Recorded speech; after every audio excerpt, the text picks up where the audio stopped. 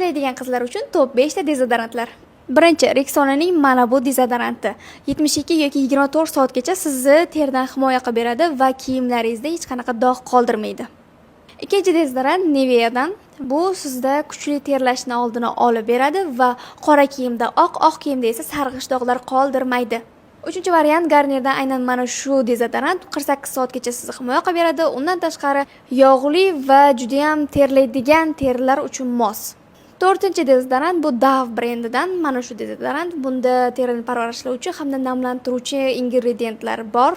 Bu dezodorant sezgir terilar uchun juda ham mos. Bu bizada 5-inchisi.